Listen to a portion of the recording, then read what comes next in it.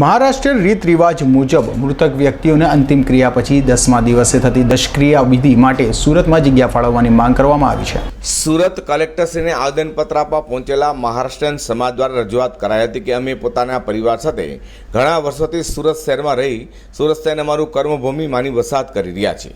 તેમજ મહારાષ્ટ્રીયન સમાજના અનેક લોકો જન્મભૂમિ છોડી સુરતને કર્મભૂમિ સમજી ઉદ્ધાર અને નિર્માણ કરવા સુરતમાં વસાહત કરતા આવ્યા છે।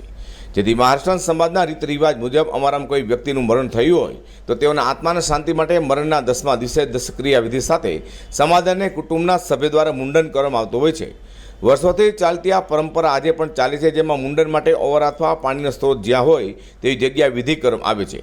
જેથી મારા જેવા તમામ સમાજના લોકોને હાલ દશક્રિયાની વિધિ માટે હાલાકીનો સામનો કરવો પડી રહ્યો છે, જેથી કાર્ય કુટુંબના સભ્યો માટે ખૂબ જ મહત્વનું હોય છે। તે સમજી અમે મહારાષ્ટ્ર સમાજના લોકોને દશક્રિયા વિધિ માટે કોઈ પણ જગ્યાએ વ્યવસ્થા કરવામાં આવે।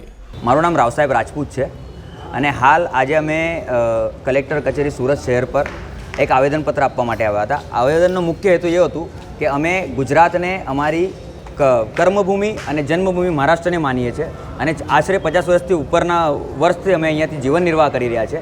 છતાં મહારાષ્ટ્રના જે લોકો છે અહીંયા એમને આજ દિવસ સુધી દશક્રિયા વિધિ માટે મુંડન માટે કોઈ જગ્યા ફાળવવામાં આવેલ નથી, જે અંગે આજે કલેક્ટર સાહેબને રજૂઆત કરવામાં આવી હતી। માગણી નહીં પૂરી થાય તો આગળના કેવા તમારા પગલાં? આમ ગણવા જઈએ આપણે તો મહારાષ્ટ્રના અહીંયા સાંસદ છે, મહારાષ્ટ્રના ધારાસભ્યો છે, મહારાષ્ટ્રના નગરસેવકો છે, પણ મહારાષ્ટ્રીયન સમાજ માટે કોઈ કામ કરવામાં આવ્યું નથી।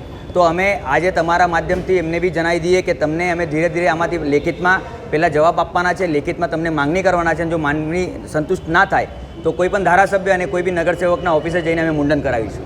સુરતમાં વર્ષોથી વસતા મહારાષ્ટ્રીયન સમાજ દ્વારા મૃત્યુ પછીના 10મા દિવસે થતી દશક્રિયા માટે જગ્યાની ફાળવણી અંગે વહેલી તકે નિર્ણય લેવા પણ રજૂઆત કરવામાં આવી છે।